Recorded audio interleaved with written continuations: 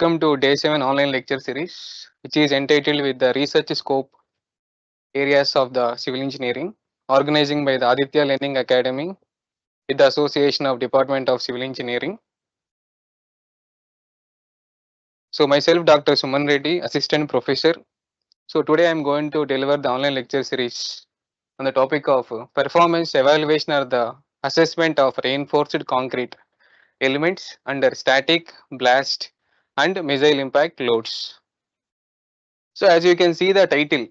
So title itself says that reinforced concrete elements.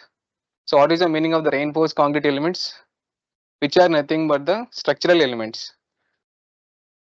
They are like beam, column, slab. These are all the structural elements, which means that the load carrying members. When it comes to the non-structural members, they are like walls, lintels, windows. So these are all the non-structural members, which are nothing but the which doesn't carry the load. And coming to the static, blast and missile impact loads. So today I am going to give the lecture on these three areas: static, blast and missile impact loads. Here static is nothing but monotonic loading, and whereas the blast load is nothing but the explosives. And coming to the missile impacts. So in these three areas I am going to give the lecture. So here there are three parts. First part is a static one, and in this area I published one paper, numerical study on flexible performance of RC beam with confinement patterns. So here there will be a different types of confinement patterns, which means a shear reinforcement.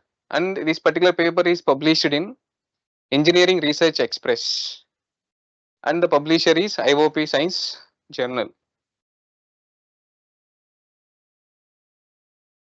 So here RC structural element, which is nothing but the beam. We are going to talk about in terms of the beam. The length of the beam is here 1.5 meter or 1500 mm.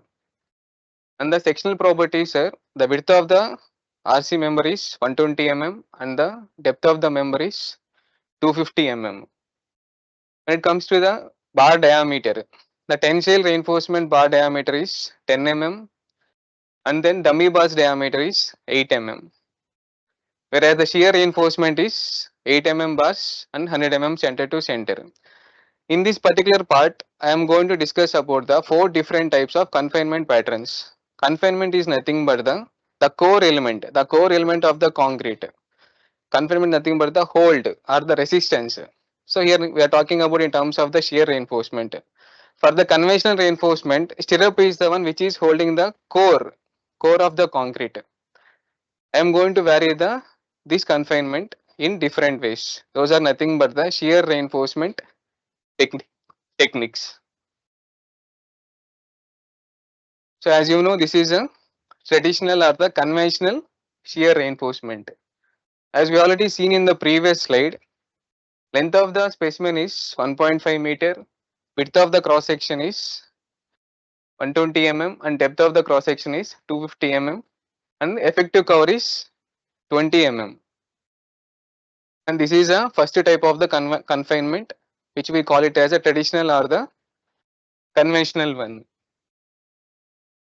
And the second one is, here we are going to change the pattern of the shear reinforcement. As you can see in the previous slide, the shear reinforcement angle is 90 degrees, which is that vertical stirrup. But here is the stirrup angle is 45 degrees. We call it as an inclined stirrup. So this is a second way of representing the confinement. So except the angle, everything is same only. The length, geometrical properties are everything is same only except the inclination angle. So this is a second type of confinement pattern. And this is the third way of representing the shear reinforcement, which we call it as a continuous stirrup. So in the continuous stirrup, comparing with the inclined one as well as the vertical stirrup, for the inclined and the vertical stirrup, the stirrups will be separated. But when it comes to the continuous stirrup,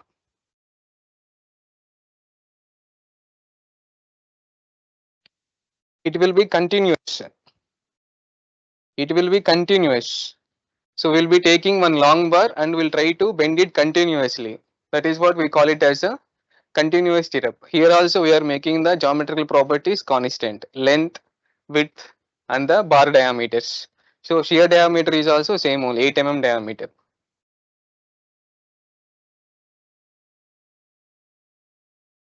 And this is the fourth way of representing the shear reinforcement, which we call it as a confinement. That is called the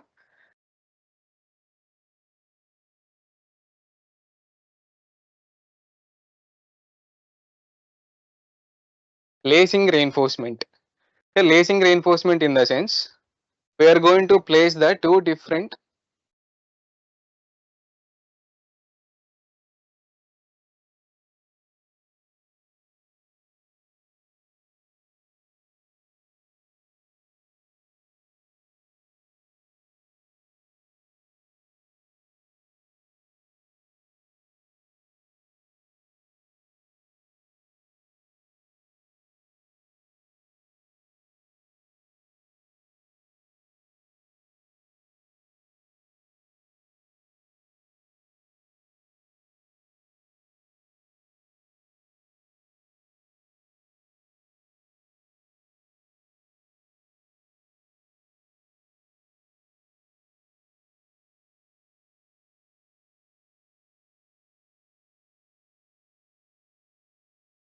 okay, coming to the fourth confinement reinforcement pattern, in which that is called as a lacing reinforcement. So as you can see the fabrication of the lacing reinforcement, here you can see the two different mats of the lacings. So front one, so this is the one.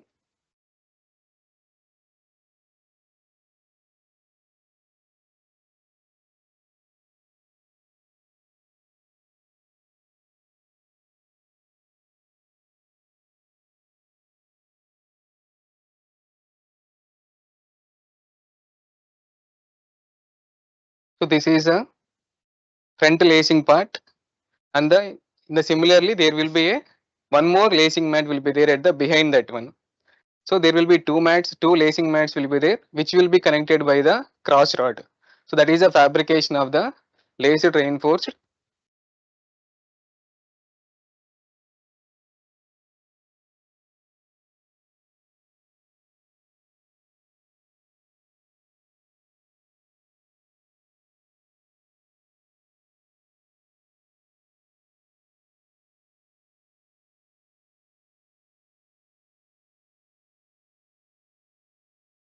So this is a summary of the four reinforcement confinement patterns, in which first one is a straight stirrup, second one is a inclined stirrup, third one is a continuous stirrup, and fourth one is the lacing. And as we can observe that there is a difference in the shear reinforcement patterns. And here I have given the notation for the straight stirrup as C1, inclined stirrup as C2, and third one as a C3, and fourth one is a C4. Why are we varying the shear reinforcement? What is the purpose of doing this particular one? So this is a basic thing which we need to know. So here we are going to improve the ductility by varying the shear reinforcement as well as the shear capacity. So both ductility as well as the shear capacity are going to increase by varying the confinements. So these are the four different types of confinement patterns. So now we are going to talk about the results in such a way that load versus deflection, moment curvature and crack patterns as well as the ductility factor. So these four results that we are going to see, and in the initial slide that I have explained, I have divided my particular topic into three parts. All the three parts are done with the help of the simulation. So all are related to the software work. This particular part 1 is done in the Abacus software, which is the FEM, finite element software. So here LRC means laced reinforced concrete. As we have seen in the previous slide, this is the LRC. Here the definition is showing. Lacing is a form of the continuous shear reinforcement. As we can see, observe in this one, it is a continuous shear reinforcement. And then As you observe that compression and the tension zone, both will be the similar kind of reinforcement as you can see in the, especially for the laser reinforced concrete. And the application of this particular laser reinforced one is, it is used in the blast resistant structures. If there is a storage of the explosives, in that purpose, you can use this LRC design. So this is how it is represented. Similar to the traditional one, you will be having the top bar and the bottom bar. But here the way of representing the stirrup is different. For the vertical stirrup, it will be vertical one, but whereas for the lacing, it will be inclined in continuous position. So this is the schematic representation of the LRC. And what are the advantages of this LRC? LRC will be having the large support rotation. It will be having the very large support rotation. So what is the meaning of the large support rotation? The theta which we talk about, no, slope, that slope will be more for the laser reinforced concrete compared to the inclined one and vertical one. And since there is a large support rotation, definitely there will be an increase in the strain hardening. So these two are the main reasons which we wanted to use for shear reinforcement. And coming to the spalling, what is the meaning of the spallation? Spallation means when the structural member is subjected to any kind of load, whether it can be the static, blast, or missile impacts, there will be some portion of concrete is going to lose. That is called the spallation. So ejection of the material of the mass, that is called the spallation. By using this particular LRC, you can minimize the spallation. That is one more advantage when it comes to the laser reinforced concrete. And then shear resistance under transient. So transient means it is a transient loading. So transient loading means with respect to time it is going to change. So there will be a higher shear resistance. So as you can observe in this particular figure, here I have differentiated for the unconfined concrete, well confined concrete and laser reinforced concrete. So here three different types of concretes are there.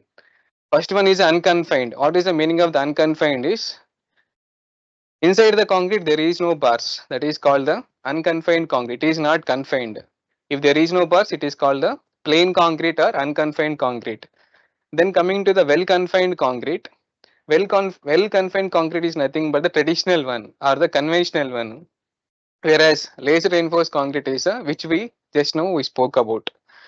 So as we can observe in the figure, y axis is resistance and x axis is the support rotation. So support rotation is varied from 0 to 4 degrees. Correct. So for the unconfined concrete, at the 1 degree support rotation, the element is going to fail. But when it comes to the well confined concrete, till 2 degrees of support rotation, it may sustain. But when it comes to the laser reinforced concrete, till 4 degrees, the material is able to take the load. So that is a highlight point of the laser reinforced concrete. So this is how I have fabricated during my research work this particular lacing.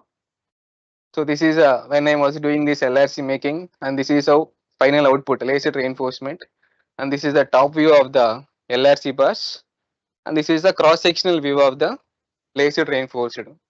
So this is a, this entire slide is talking about the fabrication of LRC. So to determine the strain gauge, so how do we determine the strain gauge, especially for the reinforced concrete? If you place the strain gauge to the concrete, you won't be getting the accurate strain value. If you want to get the strain value for the particular reinforced concrete, you need to place the strain gauges. So this is where I have provided at the bottom of the reinforcement, I have provided the strain gauges. So with the help of the strain gauges, I can easily find out the strain. By the way, what is the purpose of knowing the strain? With the help of the strain only, we can easily find out the stress of that particular RC beam, correct? And then, and why are we sticking this particular strain gauge to the only the bars? Because since we already know the basic thing about this RCC, both concrete and steel, they both gel each other. They both have the good bonding capacity. Coefficient of thermal expansion is similar, both are similar only. So that is the reason if we place the strain gauge to the bar, you will get the same strain value for the concrete also. That is the reason we place the strain gauge to the bar. And while placing the strain gauge to the bar, you need to first clear the rod. So once you need to clear the error, then only you have to stick the strain gauge to the reinforcement. So after placing the strain gauge, then you need to catch the beams. So this is a final one, LRC specimen under the ambient curing. And I already told you, I am going to explain three different parts, correct? So all the three parts I am going to explain. I did with the help of the simulation. So when it comes to the simulation, I use the abacus for this particular part one, which is nothing but the static loading. So I will just briefly explain the abacus. So how exactly it works. So it will be like a step-by-step procedure in which first one is a creation of the part, and the second part is you need to define the properties whatever you created the body. After defining the properties, here properties in the sense it will be two different one. Which first one is a geometrical properties, second one is the material properties. So geometrical properties nothing but the length, width, diameter. So these are all comes under the geometrical properties. And coming to the material properties, so once you created the body and define the geometrical properties, then you need to give the material properties. After giving the material properties only, you will come to know that it will be a concrete or it will be a steel or it can be aluminum, it can be any material. So after defining the properties only, you can call it as a particular material. So while defining the material properties, especially in the Abacus software, we will be having the three different types of material models, in which first one is a concrete damage plasticity, and second one is a Drugger Parker material model, and third one is the smeared crack model.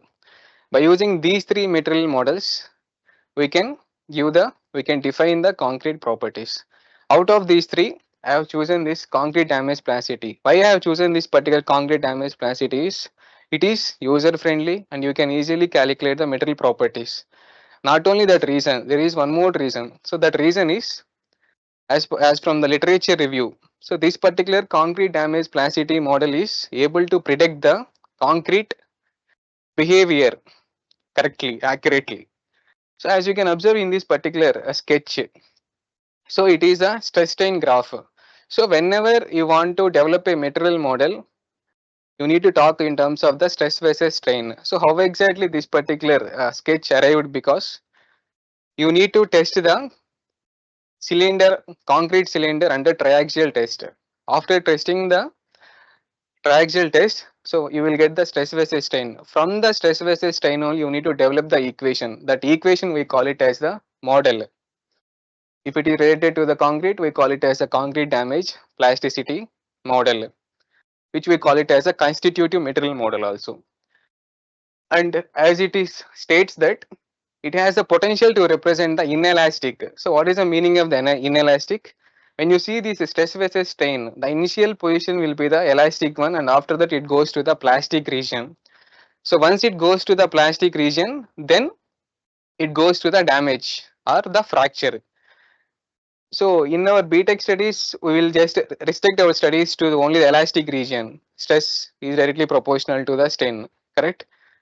But in generally, you need to study about the post-peak behavior also, which means that after crossing the elastic region, how exactly the material behaves in the plastic region as well as the damaged state. So these two also we need to study.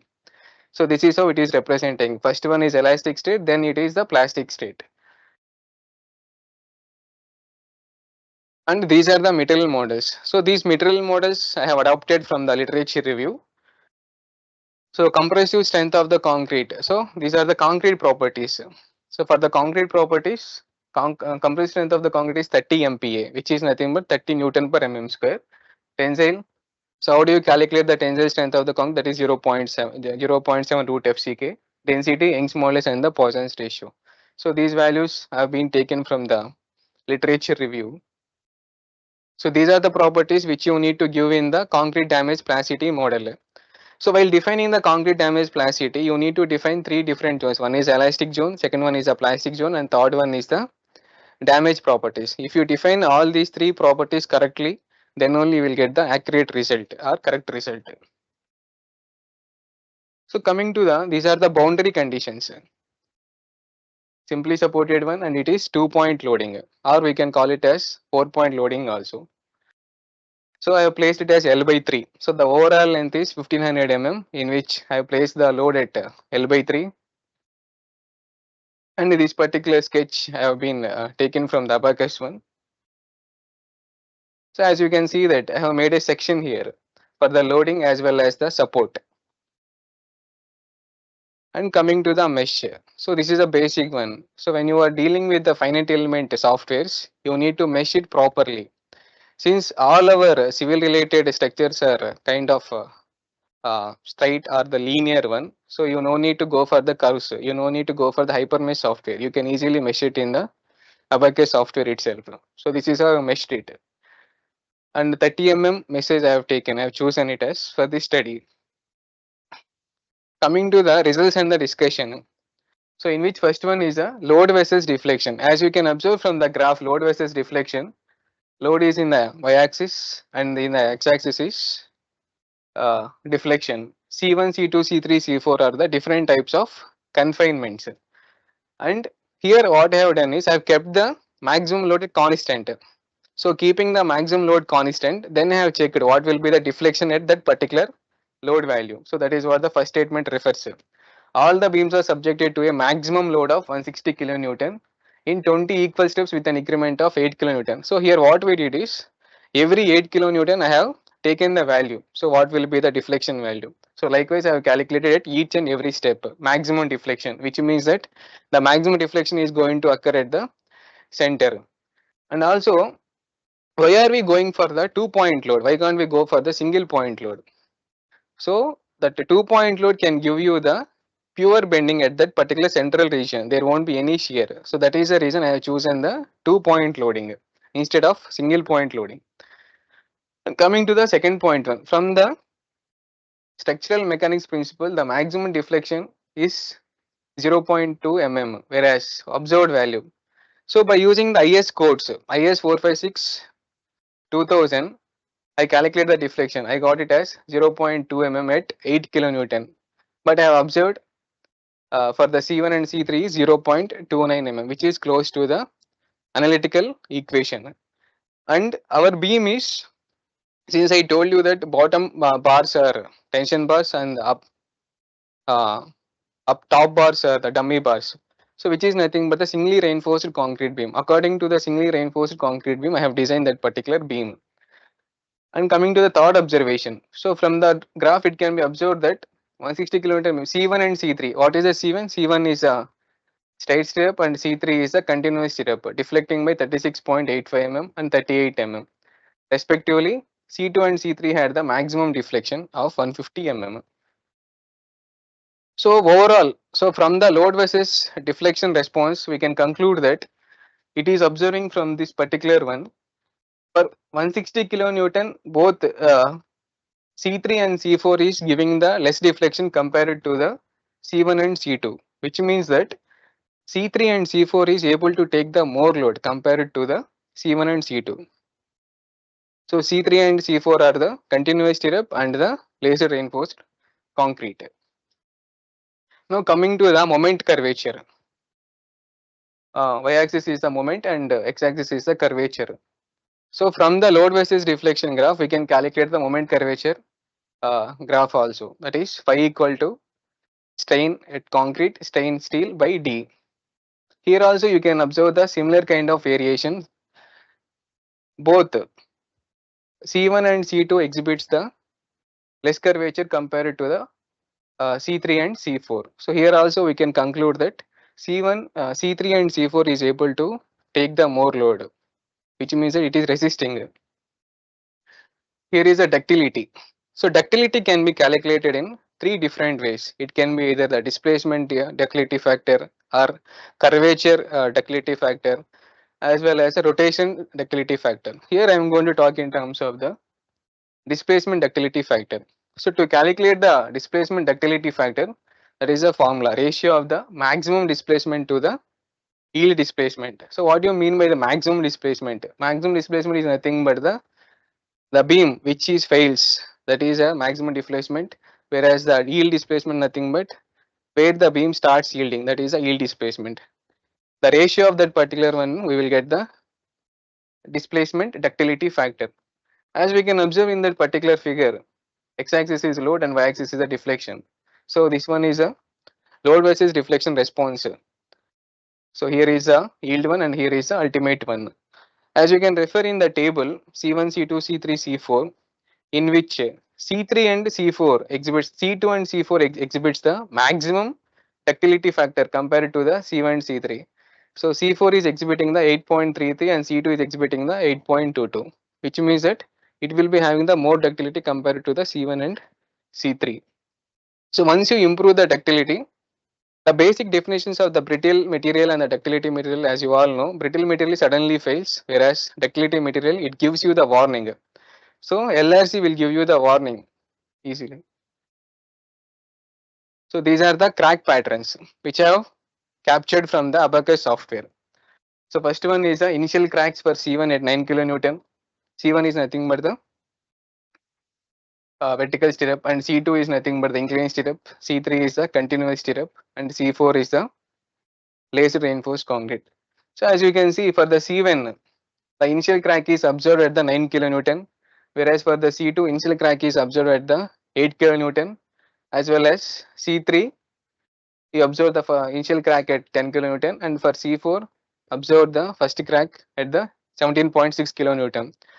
So here also we can decide that the crack appearing is late in terms of the C4 compared to the C1, C2 and C3. So in this way also laser reinforcement is performing better compared to other three confinement patterns. And which means that initial crack is delaying, which is nothing but it is able to take the support rotation more compared to the these three. And this is the continuous deflection contour plots. This is the displacement contour plot and this is a strain contour plot. As we see that cracking load and moment of specimens in the before slide. So till now we have seen the first part has been completed, in which we studied the different types of confinement patterns. So in the confinement patterns, LRC is performing better in terms of the load versus deflection, moment curvature, as well as the ductility and crack patterns. So that is the first study. Now coming to the second study. Second study is for the blast load. We have completed the static load. Now we are going to see the blast load. So this is also published in the book chapter Springer. It is titled with a novel numerical method for reinforced concrete members subjected to blast loading. So, these are the statistics. India reports top 3 among the countries of the world according to the statistics in terms of the impact and subsequent blast loading effects. So India is in the top 3 particular to this impacts and the blast impact loads. So which is very much necessary to give the attention when it comes to the safety of the life and the infrastructure against this blast loading effects. So which is very much necessary. In this particular part 2, what we are going to do is, and this particular part 2 I have done the simulation with the help of the software called LS Dyna, that is also FEM software only. So why do I shift from Abacus to LS Dyna is, Abacus is able to predict the static load or cyclic load correctly. Even for the cyclic load also there will be a pinching effect we need to study, because that pinching effect model is not there in the Abacus. But when it comes to LS Dyna, it is the advanced version of the Abacus. So in the Abacus, we have taken the material model for the concrete as concrete damage plasticity. That particular model is able to capture only the static load. But when it comes to the LSDN, you will be having the different types of material models. So that is one of the advantage, especially when we are dealing with dynamic loads. So these are the some pictures which has been created the damage. First figure it shows the Perkis and the second one happened in the China.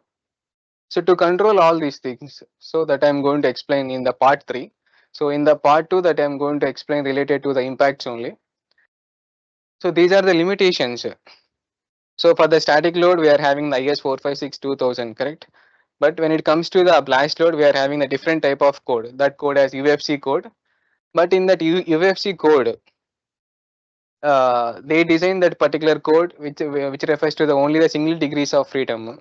So that is a limitation, that is a disadvantage. So these codes and all will not help to predict the correct or the capture correctly blast effect and all. So this is the limitation of that particular code.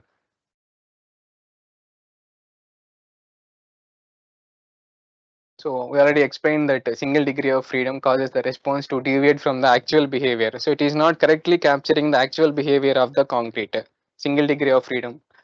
And the formulations provided for finding the deflection of RC members are not well matching. So here where whatever the result which is coming from the code, it is not well matching with the experimental one, because the limitation is it is related to the single degree of freedom, but in reality it is not happening in such a way. So that is a limitation. And the documentation and that particular UFC code, it is not considering the geometrical properties and also the boundary conditions perfectly. If to avoid all these things, to avoid these geometrical issues or the boundary issues or single degree of freedom issues, we need to do some simulation work. That is the So I have framed these are the objectives for this particular second paper. So here I have taken the three different types of material models which are available in the LS Dyna. First one is a Winfrith concrete material model. Second one is a Cargosian case concrete model. And third one is the CSCM, which is nothing but continuous surface cap model. So with the help of these three material models, I have studied the displacement. So how much will be the displacement and how much is the variation. So here I will be studying the three different types of material models, and these are the two methods. One is a convex method and second one is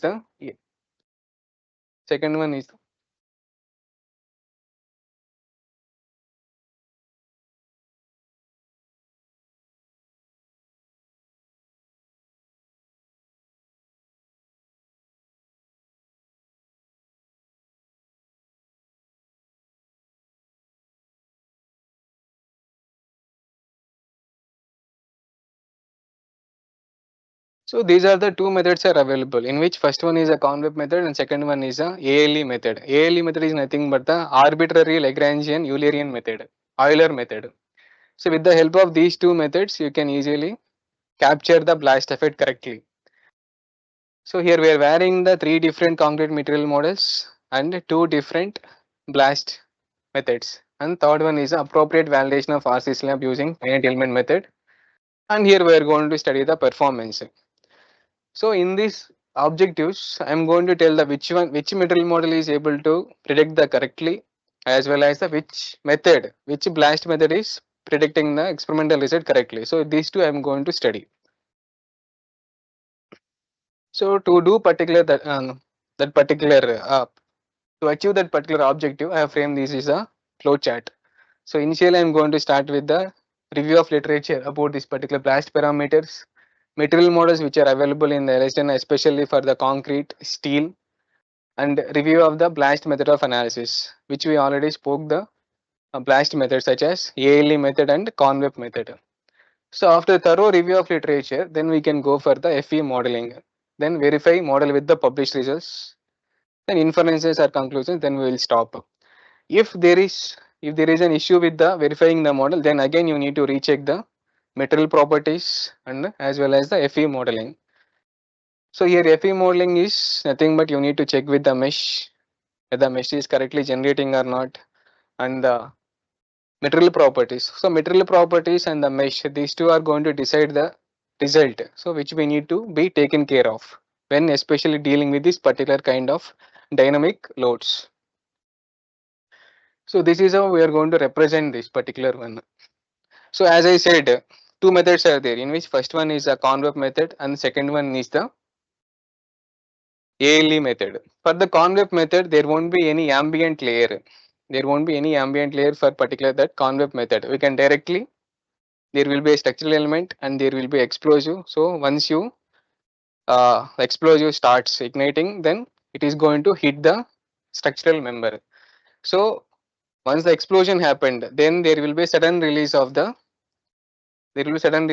shock waves. So those shock waves are going to generate the or create the damage on the RC structure. So this particular one is related to the ALE schematic view of the RC member. So when you are dealing with ALE, you need to have this particular air mesh. And inside there will be a column. On top of it, there will be an ambient layer. So whatever the shock which is generated from the source, that shock wave need to be captured correctly. So for that, we need to provide the ambient layer, and after that there will be a structural element, and after that, and closing with the air mesh. So inside the air mesh, there will be a concrete. So this is how we are going to represent the schematic representation of ALE method. Whereas for the convex method, especially for the convex method, there won't be any air mesh or the ambient layer. Directly we are going to detonate the explosive, and there will be a generation of the shock wave. So once the shock wave is going to generate, then it will touch the RC element. Now coming to the RC slab and the blast. So here we are having the two different things. First one, we need to deal with the RC, our element, concrete element. So in the concrete element, as you already know, there will be concrete and as well as the steel. And also we need to define the properties for the explosive also. You need to define the explosive properties in terms of the TNT, trinitrotoluene, 1 kg or 8 kg, that you need to decide. So these are the results which have been taken from the literature. These are the properties which have been taken from the literature review. So here we are going to deal with the slab. In the first one, we dealt with the beam. Now we are going to deal with the slab. So both are the structural members. So dimensions of the slab is 2 meter by 1 meter by 0.1 meter, and concrete unconfined compressive strength is 39.5 MPa megapascal. Yield strength of the reinforcement is 600 MPa, and reinforcement ratio is 1.34%. Spacing of the reinforcement is provided as 100 mm in the longitudinal direction, and coming to the transverse direction, it is provided as 200 mm. Boundary condition is simply supported, and the charge which you have seen here, right? So this red color portion, the blast is, that is called the charge. We can call it as a charge or explosive or the blast. So from that source, there will be a generation of the, once it is getting ignited, then there will be a sudden release of the shock. And standoff distance. So standoff distance is nothing but the distance between the structural member to the source, that is called as the standoff distance. These are all the geometrical properties. Now we are going to see the, so this particular images has been captured from the LSDNA software, in which first one we call it as a representation of this particular RC slab. So creation of the body, a schematic representation of the RC slab. And the second one is, so here you can see the difference between the convex method as well as the ALE method. As you can see in the convex method, there is no ambient layer, there is no air. Directly the shock wave will generate from the source and it is going to hit. But when it comes to ALE method, there will be ambient layer and enclosed with the air mesh. So this is the air domain, and there will be a top of it, there will be ambient layer. So this is the difference between the convex method and ALE method. And as I already told you, our objective is two things. One is varying the material models, and second one is varying the blast methods. So here these are the three different types of material models. One is a CSCM concrete model, second one is a Winfrith, and third one is a KCC, Cargosian case concrete model, which we can call it as a concrete damage release 3 model, so we can call. So among these three material models, which one is predicting the blast effect correctly, that we are going to check. And these are the properties. And these properties has been calculated with the help of the code, CEB FIP code. And especially whenever we are dealing with the dynamic loads, you need to define the strain rate effect correctly. If it is static load, no need of defining the strain rates. If it is dynamic, definitely you need to represent the strain rate effects. So this is the DFC, dynamic increment factor compression, and dynamic increase factor at tension. You need to define both the dynamic factors by using these particular equations.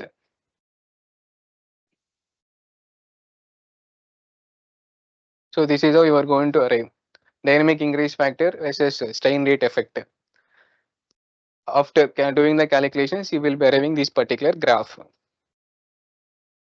And these are the properties for the reinforcement. So previously you have seen the properties for the concrete. Now you are seeing the properties for the reinforcement. Young's modulus, Poisson's ratio, yield stress, and the failure strain. So to represent to represent the steel bars as the reinforcement, I have used the plastic kinematic model, so which can able to predict the correct for especially for the steel. So we dealt with the concrete and the steel. Now we are going to see the properties for the particular air.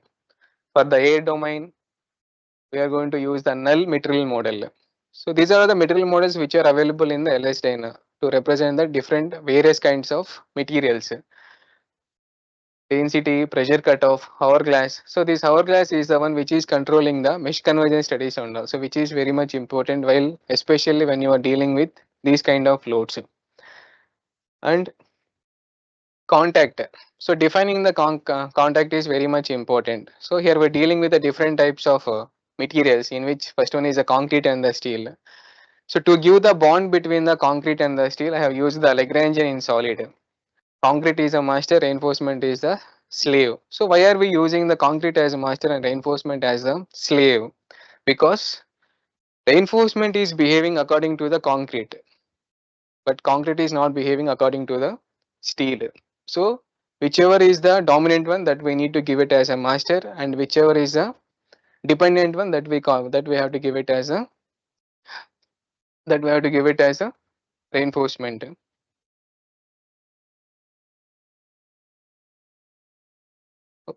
Okay, we'll take a short break for 5 minutes. Okay, welcome back. So here it is going to show the difference between the convex and as well as the arbitrary Lagrangian Euler method. So as you can see, as I already told you, the standoff distance, which is nothing but the distance between the structural element to the source, that is a standoff distance. And this one is a ALE method. So for the ALE method, you will be having the air domain and the ambient layer in additional to the convex. So this is a basic difference between the convex as well as the ALE method. And after doing the simulations, so these are the results that I have observed, obtained and experimental pressure history values. So comparing the pressure history values with the two different methods. First one is the convex and second one is the ALE method for the NRC1 and NRC2. So for the basic difference between the NRC1 and the NRC2 is the geometrical wise it is same, but the TNT value, first one is the 1 kg and second one is the 8 kgs. So that is the difference between the NRC1 and NRC2.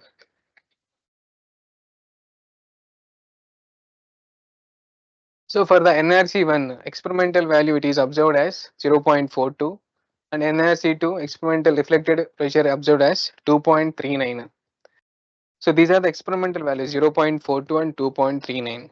So now we are going to check with the two different blast loads how exactly it is varying. ALE method is it is predicting 0.42 as 0.25, error percentage is 40%, and then it comes to the convex method, the pressure value is 0.21 and the error is 50%. And NRC2 is 1.85 ALE and 1.4 is the convex. So comparing these two blast methods, ALE and the convex, compared to the convex, ALE is performing better. So this is a contour plots for the uh, reflected blast pressure, and these are the results. So what we have shown here, no, that 0.25 and 1.85 as well as 0.2 and 1.4. With respect to time, how exactly it is varying. So as the basic definition of the blast wave is nothing but it is going to sudden release of the energy which will happen in microseconds. So that is the reason within microseconds the blast effect is going to generate. These are the difference between the NRC1 and NRC2. So this left one refers to the NRC1, NRC slab, and second one is NRC2. And these are the control plots, damage patterns. So here the damage patterns is expressed in terms of the effective plastic strain. As you can observe that at the central region, cracks are appearing more, compared to the support sides. And these three particular contour plots are at the three different intervals, 0.7 millisecond and 0.95 millisecond as well as the 1.6 millisecond. And coming to the displacements. So before slide we have seen the reflected blast pressure. Now we are going to see the displacement values. So experimentally for the NRC1 it is observed as 1.5 mm for the NRC1, and whereas for the NRC2 it is observed as 10.5 mm. So here we are dealing with the three different material models such as CSEM, KCC and Winfrith model. So among these three CSEM, Winfrith and KCC model, the error percentage is less for the CSEM in both the cases NRC1 and NRC2. And coming to comparison between the ALE method and the convex method, ALE method is able to match with experimental correctly compared to the convex. As you can observe that 1.5 mm for the experimental, which is matching with the 1.43 close to each other. But comparing this 1.5 mm with the convex method 0.936, there is a delay, there is a variation. And the error percentage is 4.667 for the arbitrary, whereas for the convex it is 37.6. So you can say it as ALE method is predicting accurately compared to the convex method in both the cases NRC1 and NRC2. And among these three material models, CSEM is able to match to the experiment result closely. So these are the displacement contour plots and displacement values for different different blast methods as well as different material models. This is for the NRC1 displacement versus time. So as you can see that experimental is closely matching with the CSCM ALE method. Here also as you can observe that experimental is able to match close to the KCC and CSM method, whereas for the NRC2. So in the conclusion point here we can say that ALE approach displacement generates the profile with experimentation. So comparing to the experimental result ALE is matching, as well as coming to the material model CSM is able to predict the or capture the blast effect correctly. So these are the key takeaways from the part 2. Now we are going to see the part 3. So in the part 3 we are going to deal with the missile impacts. So these are the two publications which I published in two different uh, journals. First one is a Asian Journal of Civil Engineering and second one is a Mechanics of Solids. So if you want to refer the data, you can download the papers and you can refer my papers. So what is the purpose of studying this particular missile impacts? What is the purpose? What is the reason behind this one? So these four may comes under the necessity of this particular study, in which first one is a national security. So in terms of the security concern, we need to deal with these particular missile impacts. So how exactly we can improve? How exactly we can improve the RC structures? So to improve the what is the purpose of improving the RC structures is these are the four reasons. First one is a national security, second one is a civil infrastructure resilience, third one is a human safety, and fourth one is a mitigation strategies. So here I am going to follow the different kinds of mitigation strategies which we can control the damage. So that we are going to see now. So before going into the mainstream of this particular part 3 work, you need to know these kind of terminologies. One is the first one is a penetration depth. So here penetration depth is nothing but the missile is going to create the tunnel. The missile is going to create the cavity to the structural member. So the depth of the tunnel or the depth of the cavity, which we call it as a penetration depth. As you can observe in the particular figure, the missile is penetrating to the concrete. So the depth of that penetration is called as a penetration depth. And coming to the spalling, spalling is nothing but the front face. So once the missile hits the concrete, there will be a loss of portion, loss of concrete from the front as well as the back face. If the material loss from the front face, which we call it as spallation, if the material is losing from the back face or the rear face, which we call it as the scamping. So these are the definitions. And coming to the perforation limit, it is a minimum requirement of the target thickness.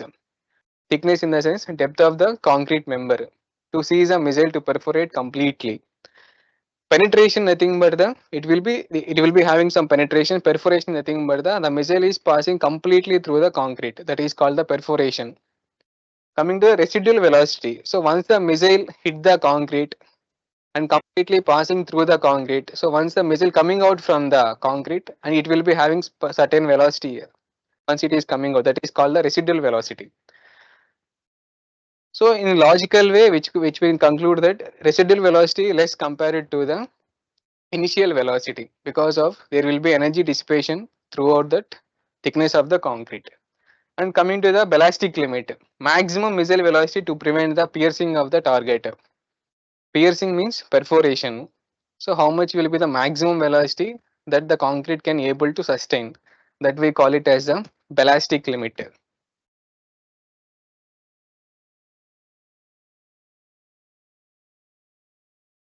And these four particular figures has been captured from the LS Dyna. So here D represent the penetration depth, and the second figure represent the spalling, and third one represent the scabbing, and the fourth one represent the perforation limit, and finally it is the residual velocity. So after the missile passes completely through the concrete, whatever the velocity which will be having for the missile, that we call it as the residual velocity. And coming to the we are having different types of missiles, in which first one is the subsonic missiles.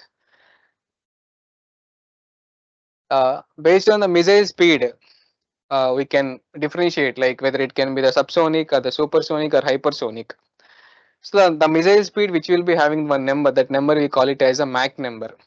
If the Mach number is less than 0.8, it comes under the subsonic missiles. There are different examples for that particular subsonic missiles, in which first one is the BrahMos missile, Phoenix missile, and F-15 Eagle fighter.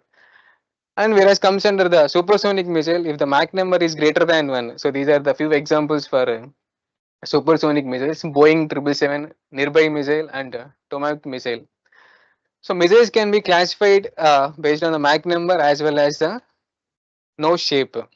So as you can observe here, subsonic missiles are having the three different kinds of nose shapes. What are they? First one is a hemisphere, and second one is a flat, and third one is some kind of parabolic shape. So these three comes under the subsonic, and supersonic missiles will be having the three different types of nose shapes, in which first one is a triangular one, third one is a conical shape, and the fourth one we call it as a ogive nose shape. So these are the different types of nose shapes. So based on the nose shapes and based on the Mach number, we can classify the missiles. So before doing anything simulation, no, first we need to validate the result. After thorough validation only, we can do some parametric study. If the validation is not correct, then entire methodology will be incorrect only. So first we need to validate the numerical approach. Whatever the approach that you are going to propose, that needs to be verified by the experimental studies or the numerical studies. So this particular for the verification of the numerical approach, I have adopted this particular benchmark studies. I have taken from the Isao Kojima's experimental study. What he did is RC slabs to missile impact. So he has chosen the hemisphere nose shape missile. And by the way, here we are going to deal with only the subsonic missiles. So we are not going with the supersonic missiles. So that will be the future scope. If you want to deal with the future scope, that will be the very good choice. And this is the reinforcement mesh, which has been captured from the LS Dyna. This is a sectional view, and this is a reinforcement mesh. The dimensions of the RC slab is 1.2 into 1.2 into 0.12 meters. And the spacing of the stirrups maintained at 100 mm center to center. Diameter of the rebars is 10 mm, and as well as effective cover is maintained as 25 mm. So he has studied. So here we are verifying the experimental results. So what he did is he has taken the two different studies, in which first one is uh, both the hemisphere geometrical properties are same only. So you just check with the tabulated one, hemisphere no shape missile. The length of the missile is 100 mm, diameter is 60 mm, and the weight is 2 kgs. The velocity is changing here. Here the velocity is 95 meter per second in the first case, whereas in the second case velocity is 212 meter per second. And there is one more change between these two sketches is, first one is without steel liner. So In the second one is having the steel liner at the rear face of the concrete. So why are we providing the steel liner, that we are going to see in the coming slides. So these are the geometrical representation of this particular hemisphere with the RC concrete. And coming to the why are we choosing this LS-Dena, it is if you read this one you can easily understand, because LS-Dena is the one which can simulate the dynamic events such as car crash test, impact analysis, and the explosions. And since LS-Dena, as I said in the part 2, it will be having the three different types of material models which can capture the concrete behavior correctly. And compared to the abacus, LS-Dena will be having the very good contact algorithm between different types of parts that we are going to see in the coming slides. So, and these are the material properties for the concrete, steel, and as well as the missile. So missile can be represented in two ways, whether it can be the rigid or the deformable one. Rigid, rigid missile is nothing but there won't be any deformation, especially to the missile. And when it comes to the deformation missile, as you can see this aircraft. So once the aircraft hit any structure, no, there will be deformation in the aircraft or aeroplane. So that we call it as a deformable missile. Okay, these are the material models for the concrete, steel, and the missile, which have been taken from the literature review. And coming to the, as I said, it will be having the very good contact properties for concrete and the steel. Concrete is a master and rebars are the slave. I already told you the difference between the master and the slave. So these are the different types of contact properties. For the concrete and rebars, I've used the constrained Lagrangian solid, whereas for the rebars and the hard missile, contact eroding nodes to surface. So you need to define the contact properties correctly to get the correct accurate result. So when you're comparing with the experimental result, you need to take care of all these contact properties, material properties, and mesh. So all these three are very much required. So here we are comparing with the three different material models, experimental and the numerical. As I observed from the experimental, it is a 44 millimeter is the penetration depth. But when it comes to the CSEM KCC Winifred, it is able to predict the numerical prediction, numerical penetration depth is 40, 51, and 42. As we can see, this CSEM is able to predict the close to experimental result compared to the KCC and Winfrith. No, Winfrith is able to matching with experimental, not the CSEM, as we can see from the table. And these are the contour plots for the three different material models. So experimental one is 162 millimeter by 146. So here damage contours, which is nothing but the backside. So once the missile hits to the concrete and there will be a damage backside of the concrete, there will be a damage area. The damage area we call it as a scabbing. So the scabbing area, uh, experimental scabbing area is 162 mm by 146. But we are comparing with the three different material models. First one is the CSM, second one is the KCC, and third one is the Winfrith concrete material model. As you can observe from this particular slide, Winfrith concrete is able to match the damage contours with the experimental one. In terms of the penetration depth, Winfrith is able to match the result. Even in terms of the damage contours also, Winfrith is able to match the experimental result. And after doing this particular material validation, now we need to see the mesh sensitivity analysis. So what kind of mesh, what size of mesh do we need to use? That is a mesh sensitivity analysis, or we can call it as a mesh convergence study. So here I have varied the 5 mm to 12.5 mm mesh size, 5, 7.5, 10 and 12.5. As I can see from the table, 10 mm mesh size is able to predict the correct result. And as you can see that computational time, since we are dealing with the finite element analysis, it will be having the many elements. So each element will be taking the different time interval. So to deal with all these elements, it may take so much of time, that we call it as a computational time. So 10 mm message is able to predict the correct result, but it is taking 2 hours 5 minutes.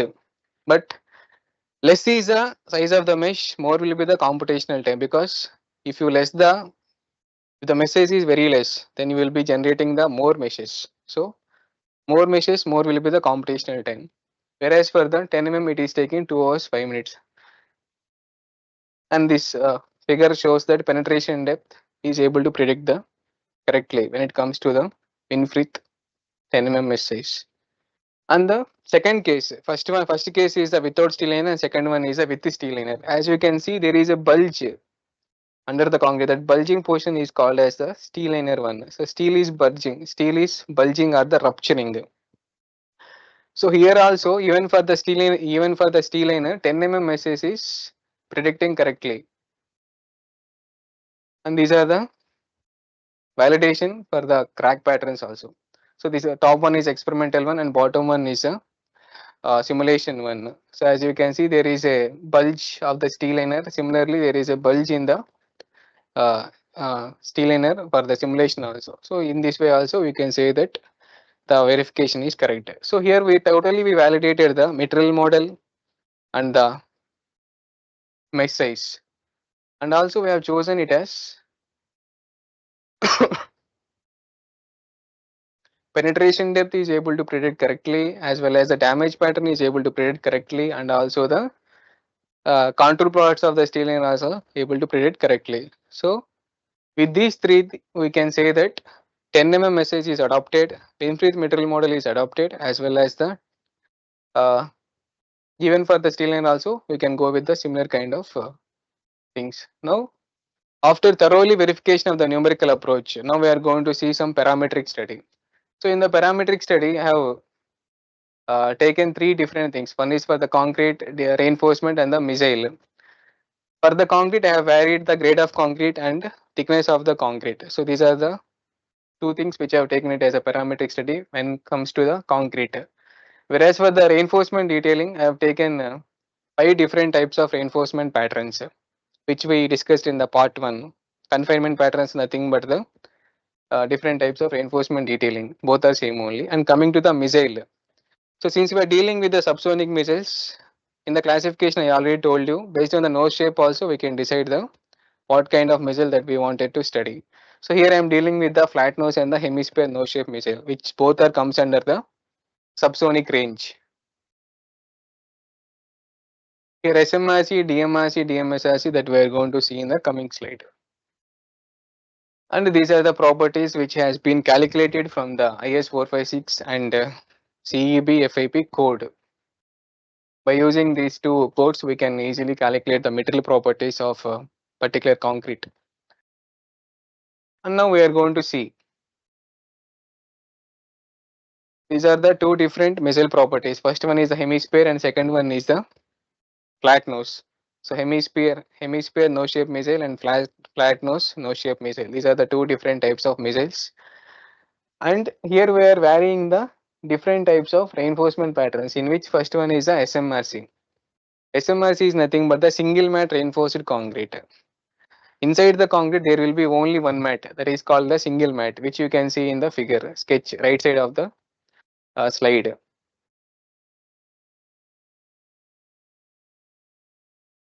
Now coming to the DMRC.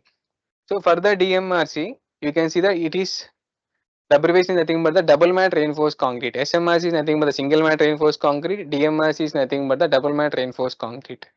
For the DMRC, you can observe that there will be two mats.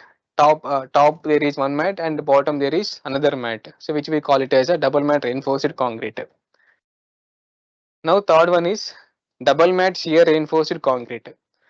So it is like a step-by-step improvement of the confinement. First one will be having the only single mat, second one will be having the two mats, and third one is with the two mats we are adding the vertical stirrups. That is a DMRC, double mat shear reinforced concrete. Whereas for the single lace reinforced concrete, to the DMRC we are adding the single lacing. That is called the single lace reinforced concrete. And one more confinement pattern is double lace reinforced concrete. So for the SLRC, we are going to add one more lace reinforced. For that reason, we are calling it as a double lace reinforced concrete. So these are the five different ways of representing the confinement patterns. And this table is going to tell that like what is how much is the diameter and how much is the velocity that we are varying, and mass of the missile 11.75 kgs, and compressive strength of the concrete is 30 MPa. Striking velocity is 100 to 150 meter per second, which is a subsonic range. And these are the reinforcement detailing, like top how much we entire the shear reinforcement I have given it as a 10 mm, and whereas for the longitudinal reinforcement or the flexural reinforcement which I have taken it as a 12 mm. And these are the results, especially when you're talking about the penetration depth. So penetration depth, first result is a penetration depth. As I already told in the first of the part 3 slide, terminology. So there we discussed about the penetration depth, scabbing, spallation, and the perforation. So what is the meaning of the penetration is penetration depth is the one, the cavity depth. The missile is going to create the cavity. So the depth of the cavity is nothing but the penetration depth. As you can observe this, x-axis is reinforcement pattern and y-axis is the penetration depth. As we are observing that if there is an increment in the confinement pattern, which is the least one is SMRC and the last one is a DLRC. So DLRC is the high resistance confinement pattern compared to the SMRC. As you can observe from the graph, so the graph shows that DLRC is exhibiting the less penetration depth compared to the SMRC. So that is the first observation.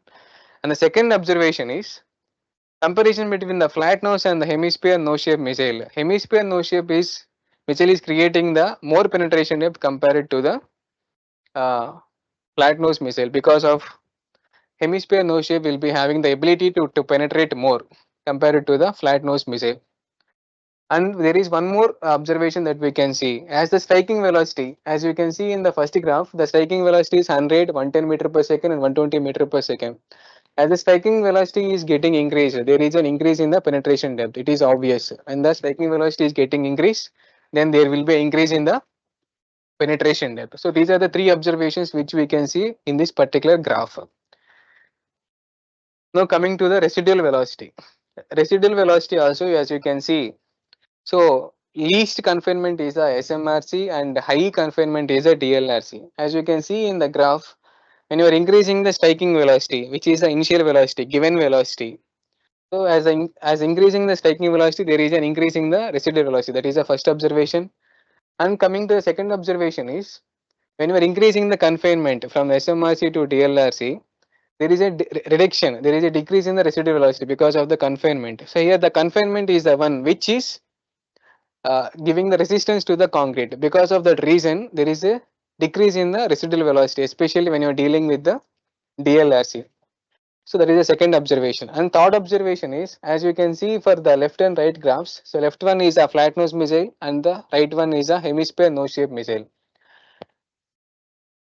So hemisphere nose shape missile is exhibiting the more residual velocity compared to the flat nose missile, because hemisphere nose shape missile will be having the more penetration ability compared to the flat nose missile. And coming to the ballistic limit. So what is the basic definition of the ballistic limit that we already seen in the terminology? So ballistic limit is the maximum velocity that the structure can bear, that the structure can resist, that we call it as a ballistic limit. So here it is stated that single and double lacing perform better 33% in resisting the impact loads compared to the vertical stirrups, as they provide enhanced confinement and distribution the force more effectively. So especially when we are dealing with the SLRC and DLRC, when it is subjected to the missile impact, the force which is generating by the missile, it is uniformly or effectively displacing. So that is the reason the ballistic limit will be more compared to the ballistic limit will be more for the SLRC and DLRC compared to the first three cases such as SMRC, DMRC and DMSRC. And as we already told you, hemisphere nose shape missile has higher residual velocity compared to the flat nose missile. And as you can observe that in the graph, flat nose missile is having the more ballistic limit compared to the hemisphere nose shape missile. It is because of the geometry of the nose shape. Because hemisphere nose shape can easily penetrate compared to the flat nose missile. That is the reason blast limit will be high for the flat compared to the hemisphere nose shape missile. And as you can see this damage area compared with the DMRC. So here I have taken the DMRC, which is nothing but double mat reinforced concrete, that has a control specimen. So from now onwards, DMRC will be the control specimen, which we can compare with the better one. So here DMRC is a control specimen and DLRC is the confinement one, which we wanted to compare. So for the DMRC, the scabbing area is 190 by 190. The scabbing area. Scabbing area is nothing but the rear face damage area. So compared to the DMRC, DLRC is exhibiting the less scabbing area because of the confinement. So DLRC will be having the very good confinement compared to the DMRC. That is the reason the scabbing is less observed for the DLRC. So these now first one we dealt with the confinement patterns. Now we are going to see the grade of concrete. As we can increase the grade of concrete, how exactly the result is coming, that we are going to see now. So in the similar way, as you can observe from the graph, increasing the grade of concrete, there is a significant reduction of the penetration depth. Correct? That is what which you can conclude from the graph. And there is one more thing, as you can increasing the striking velocity, there is a increase in the penetration depth. That is a second conclusion. And the third one is uh, increasing the striking velocity, there is a reduction in the penetration depth. And also the third conclusion is compared to the flat and the hemisphere no shape missile. Left one is the flat nose and the right one is a hemisphere no shape missile. As you can observe that for M30 grade of concrete at 100 meter per second, both the missiles are penetrated, even irrespective of the no shape missile. Correct? No, no. For the flat nose missile, it is able to take till 110 meter per second, whereas for the hemisphere no shape missile, till 100 meter per second only it has taken, and after that it has perforated. Similarly, as you can observe that ballistic limit for the two cases, flat nose and the hemisphere no shape missile, the similar kind of we can observe increase in the grade of concrete, there is an increase in the ballistic limit because of the material property. So once you are increasing in the compressive strength, there is definitely increase in the ballistic limit, that we already know. And these are the grade of concrete versus residual velocity. Similarly, increasing the grade of concrete, there is an decrease in the residual velocity, that we already observed from, that we can see from the graph. And these are the conclusions. So what is the basic reason behind this particular decrease in this in terms of the penetration depth and residual velocity as well as the ballistic limit? One is the concrete energy absorption capacity. Concrete is having the very good energy absorption capacity. So that is the reason it is minimizing the penetration depth as well as the residual velocity. So that is a technical reason. And these are the percentage variation compared to the conventional one. So here in comparison to DMRC 50 MPa, so DMRC is a conventional one. Comparing with the 50 MPa with the 30 MPa, there is significant reduction by 42%. So here we are going to talk in terms of the thickness of the concrete. So first one is a confinement, five different types of confinements which we have seen, and second one is the grade of concrete, in which three grade of concrete that we have considered, 30, 40 and 50 MPa. Now we are going to see the thickness of the concrete. So thickness of the concrete is varying from 180 mm to 250 millimeter. So here also we can see that there is a similar kind of result which we can see that.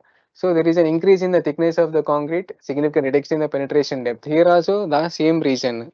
Concrete is able to take the load, as you can increase whether it can be the grade of concrete or thickness of the concrete. So the similar kind of observation as you can see from the graphs. So even for the ballistic limit also. So this is the technical reason. The thickness of the concrete plays a crucial role in its ability to withstand impact loads. So thicker concrete sections provide a larger mass and volume to absorb and distribute the kinetic energy of the missile.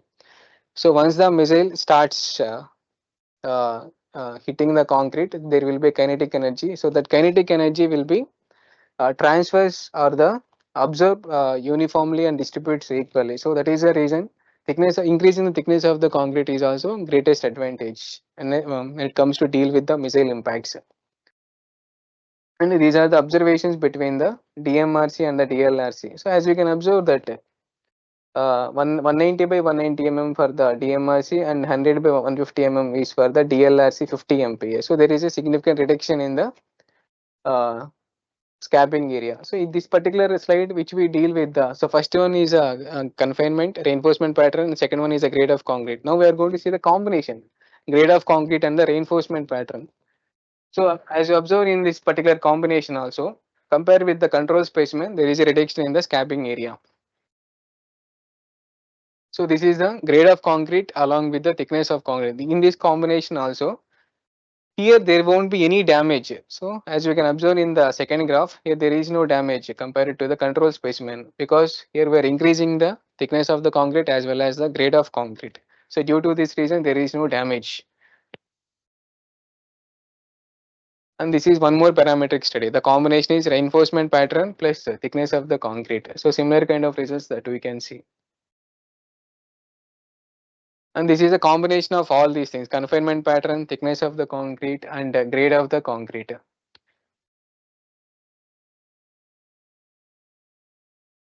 And coming to the steel liner. So first one we dealt with the only the confinement patterns. Now we are going to see the steel liner. First one is a plain concrete. The second one is a PCL 2.25. Here 2.25 is represent the thickness of the steel liner.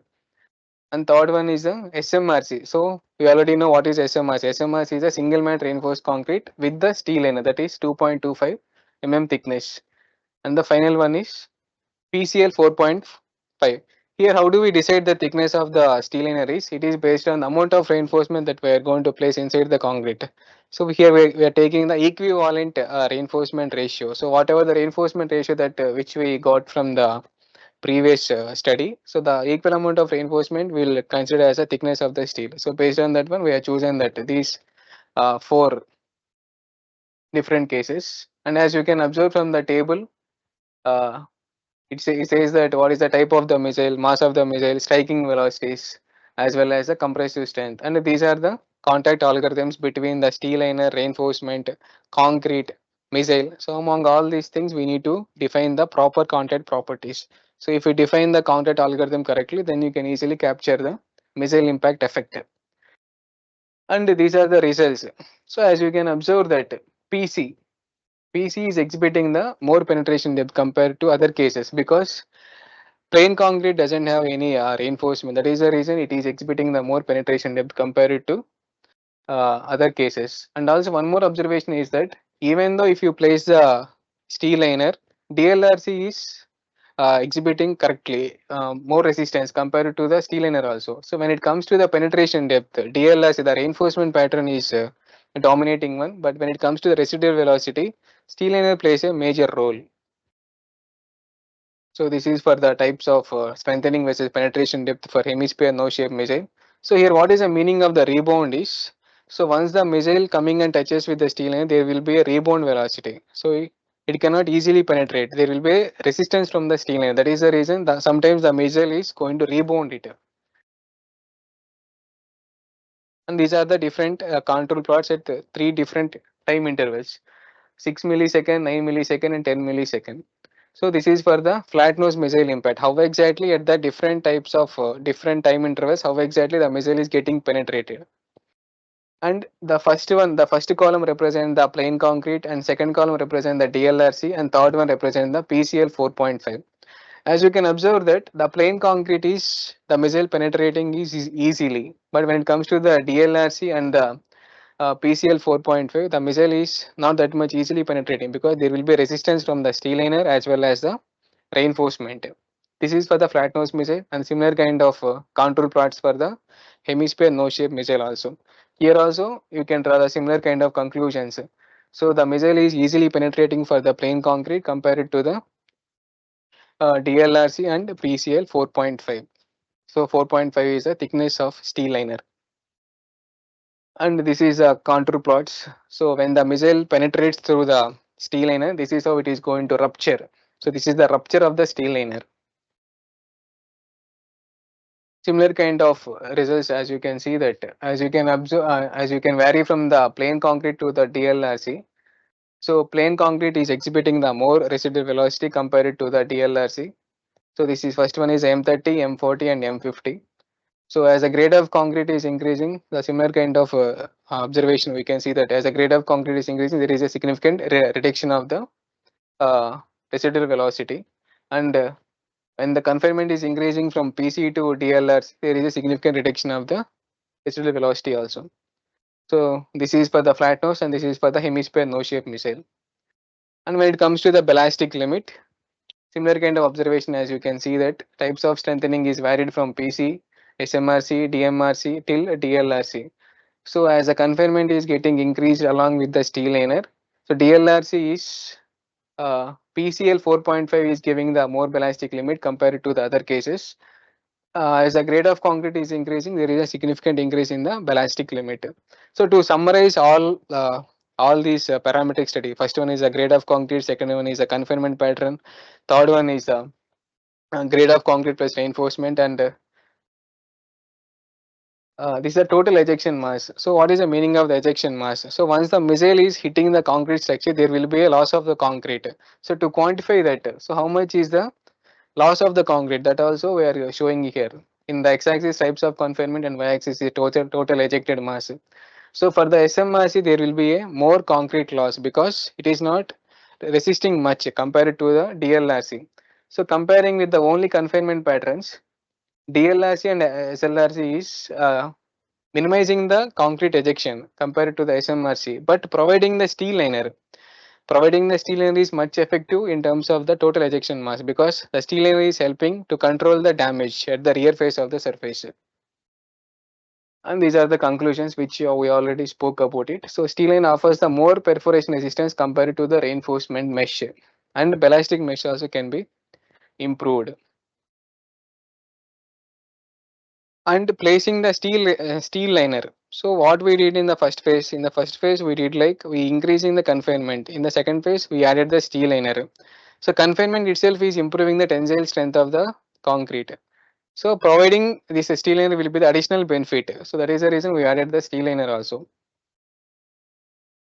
And this is a summary of the results. So for the reinforcement pattern, so in the reinforcement pattern, which one is a better confinement? That is a DLRC. And the grade of the concrete, which one is a better one, is a M50. And combination of R plus G, steel and thickness of the concrete. As you can see that flat nose missile and the hemisphere nose shape missile comparison. The seventh one, you can see that combination of the thickness of the concrete and the better confinement pattern as well as the grade of the concrete.